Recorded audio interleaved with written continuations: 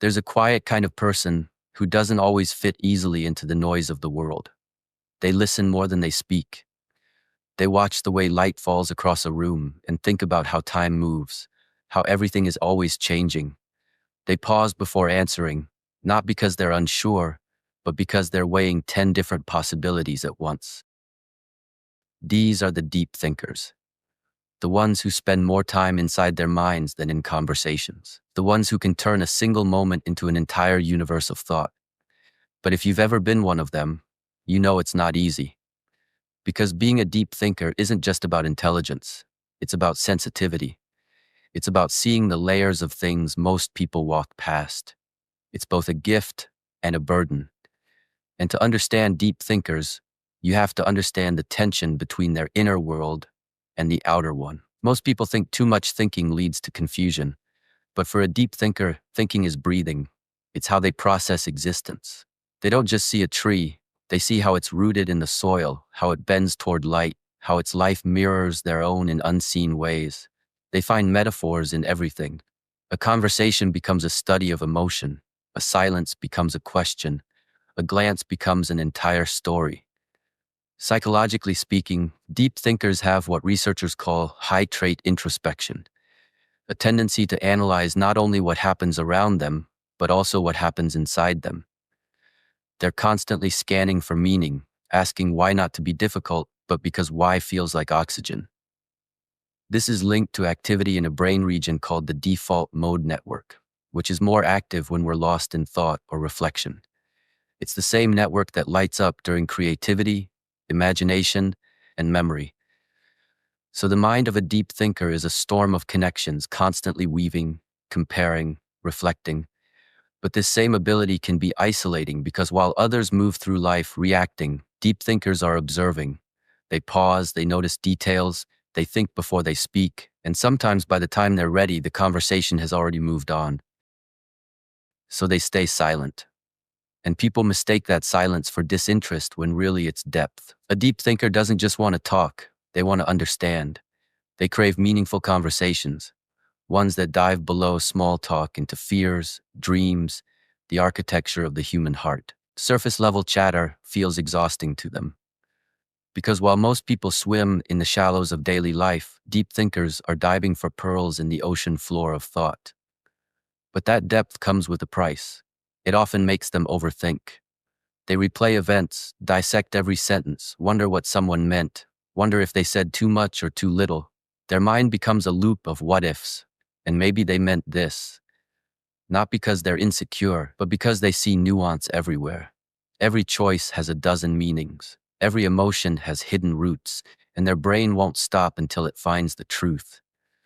There's a term in psychology called meta-cognition, the ability to think about your own thinking. Most people use it occasionally. Deep thinkers live inside it. It's like they're always watching their own thoughts from the outside, questioning them, rearranging them, trying to understand their patterns. This makes them incredibly self-aware, but also prone to self-doubt, because when you're aware of everything, you also see all your flaws in high definition. A deep thinker doesn't just ask, what do I want? They ask, why do I want it? Where does that desire come from? What would happen if I got it or if I didn't? They analyze love, ambition, fear, memory, until they can almost hold these invisible things in their hands. But in doing so, they sometimes lose the simple joy of just being. They forget that not everything needs to be understood. Some things are meant to be felt.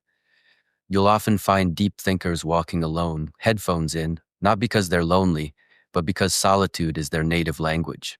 They need space to breathe, to process, to untangle thoughts that others don't even know exist. They are people who can feel deeply while appearing calm. Their emotions move like quiet waves beneath the surface, unseen but powerful. They might sit in a cafe staring at nothing, but inside their head, they're replaying the moment they said something 10 years ago and wondering what it revealed about who they were then. This isn't self-punishment. It's analysis. Deep thinkers don't judge themselves as much as they try to map themselves. They're trying to draw the geography of their own mind to know where each feeling lives.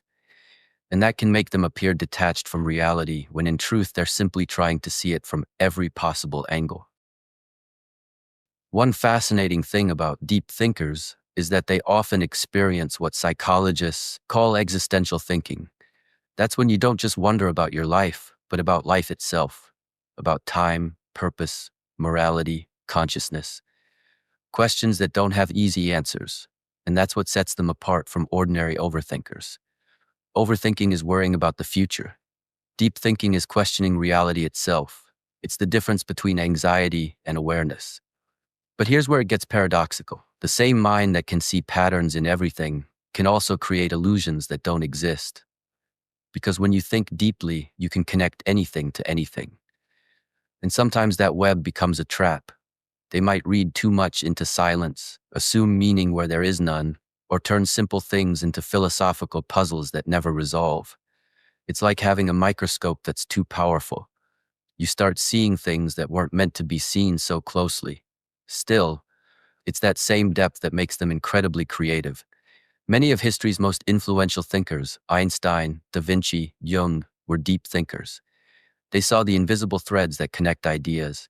They looked at problems from angles no one else did. Because when your mind never stops asking why, you eventually stumble upon answers that others miss. But in modern society, deep thinking isn't always celebrated.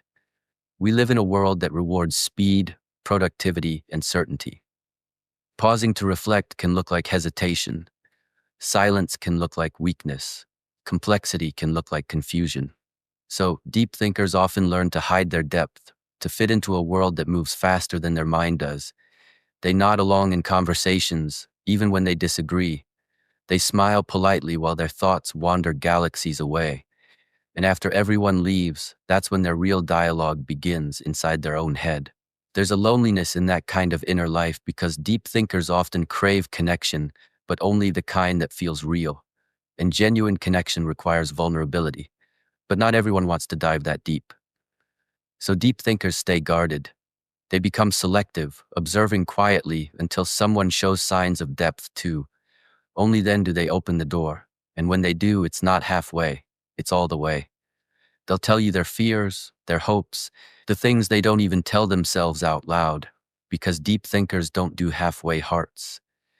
But that vulnerability can backfire because when you see the world in shades of gray, you expect others to as well. You assume people mean what they say, that honesty is the baseline, but not everyone operates from that depth. So when reality doesn't align with their expectations, it hurts more. Not because they're fragile, but because they've invested so much meaning into everything. To a deep thinker, even a small betrayal feels cosmic. Even a brief kindness can restore their faith in humanity. Everything matters. And that's the double-edged sword. For deep thinkers, every thought is alive. Every emotion echoes. They can't numb themselves even when they want to. They feel the weight of things that others overlook. The way a stranger avoids eye contact. The way laughter fades when the moment's over. The way people promise forever while already thinking of tomorrow. They don't just see what is, they see what could have been. There's a theory in psychology called depth processing, the tendency to encode experiences with rich meaning and emotional associations. This means that when deep thinkers remember something, they don't just recall facts. They recall how it felt, what it symbolized, what it might have meant. So they carry memories not as moments, but as entire ecosystems of feeling. That's why nostalgia hits them harder. It's why they can listen to a song and suddenly be back in a version of themselves that doesn't exist anymore.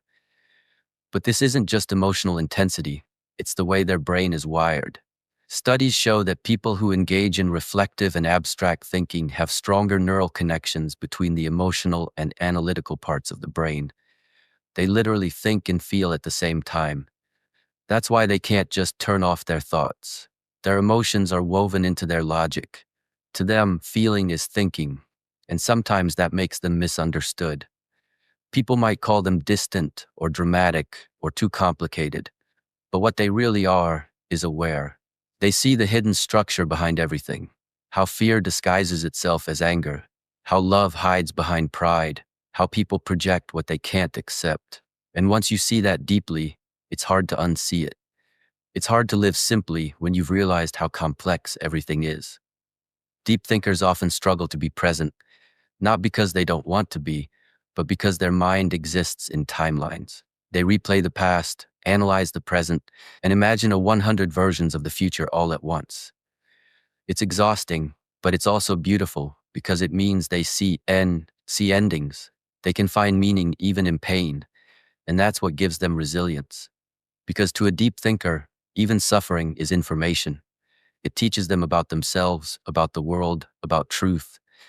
But maybe the hardest part of being a deep thinker is learning when to stop thinking, when to let go of needing to understand everything, when to accept that some answers don't exist yet. Because meaning, no matter how much we chase it, is something we create, not something we find. And that's the quiet irony. The same mind that searches endlessly for truth eventually learns that peace isn't in answers, it's in presence. It's in sitting beneath a sky that doesn't explain itself but still feels infinite. It's in learning to live with questions and still feel complete. Because maybe that's the final stage of deep thinking. Not knowing more, but needing less. Not analyzing everything to death, but understanding that depth isn't about drowning in thought. It's about seeing clearly enough to float. You can usually recognize a deep thinker not by what they say, but by the spaces between their words. That pause before they speak, where their mind is filtering through layers of thought, isn't hesitation, it's precision. They're searching for the truest version of what they mean, because words matter to them. They understand how language shapes reality, how a sentence can heal or harm, and so they speak carefully, sometimes too carefully, which can make others think they're shy or withdrawn. But the truth is, they're listening to everything. The tone, the subtext, the silence between sentences. Because to them, communication isn't just about what's said, it's about what's felt. Psychologically, this kind of awareness is tied to high empathy and pattern recognition. Deep thinkers are constantly reading emotional data. They notice micro-expressions, subtle changes in voice, tiny shifts in energy that reveal what someone's not saying out loud.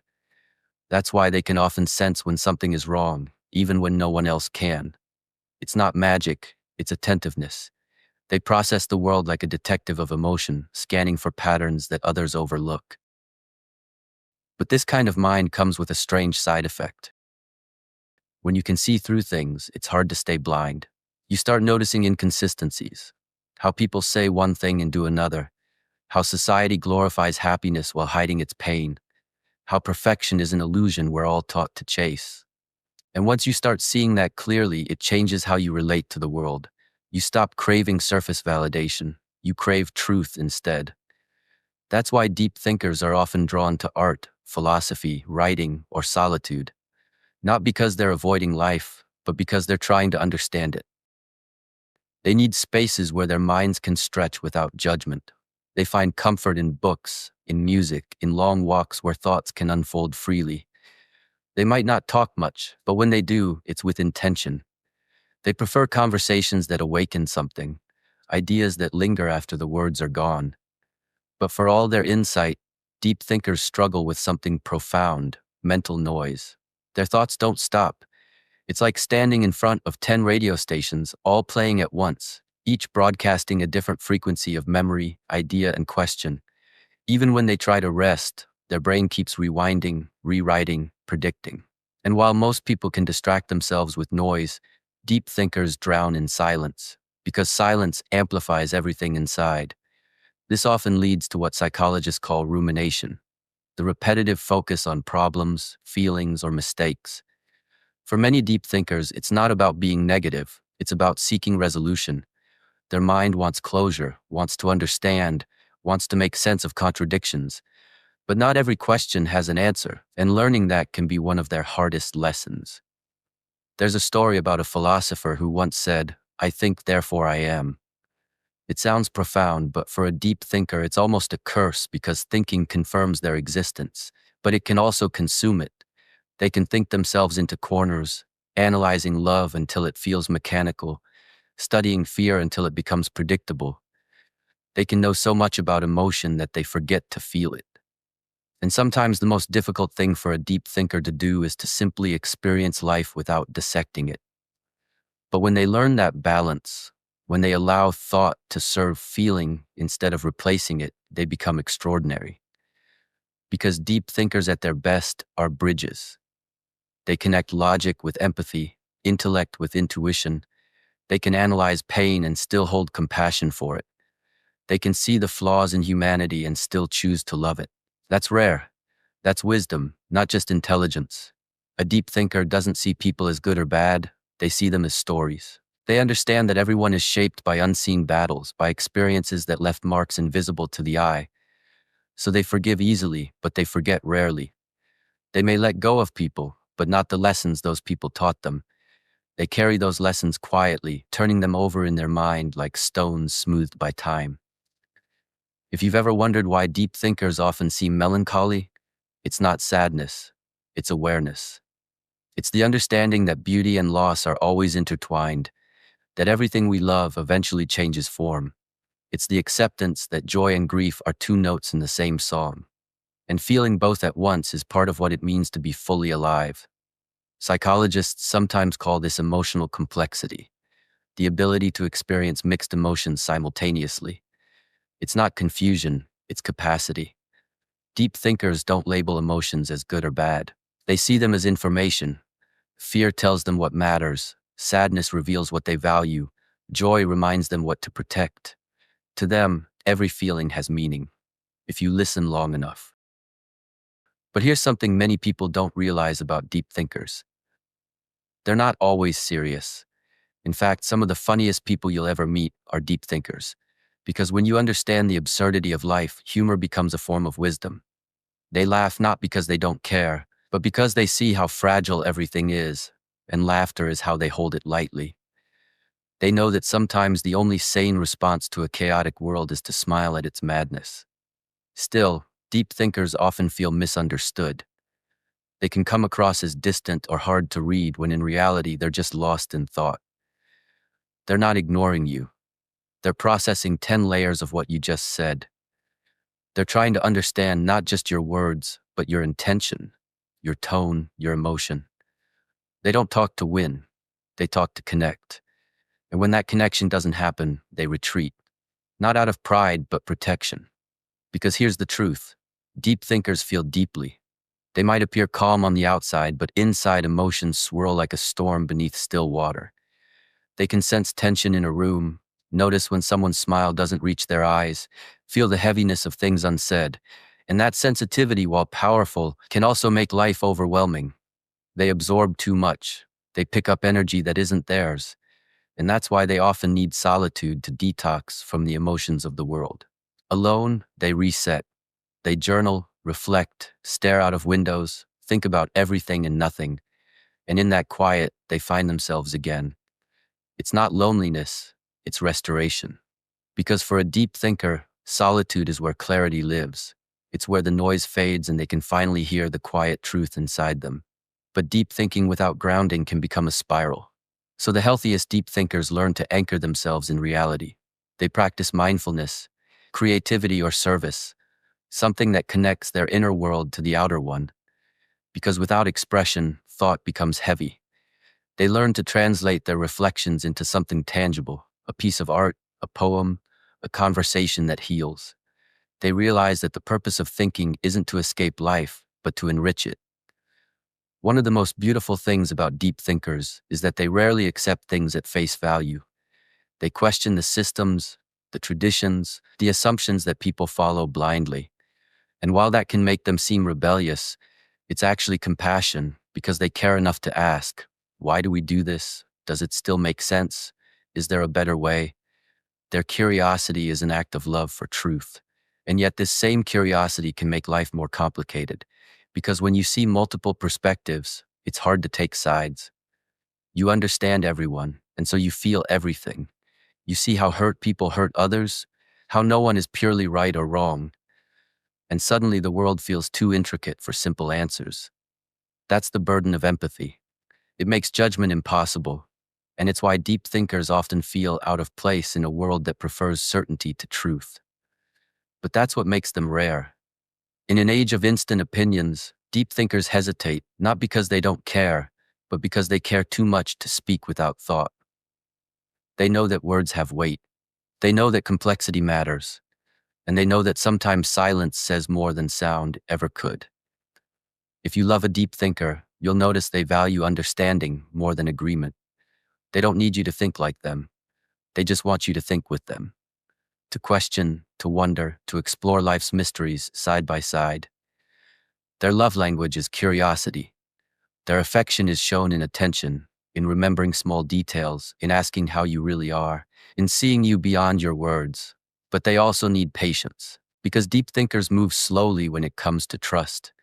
They don't open easily. They test the depth of people's intentions the same way they test their own thoughts.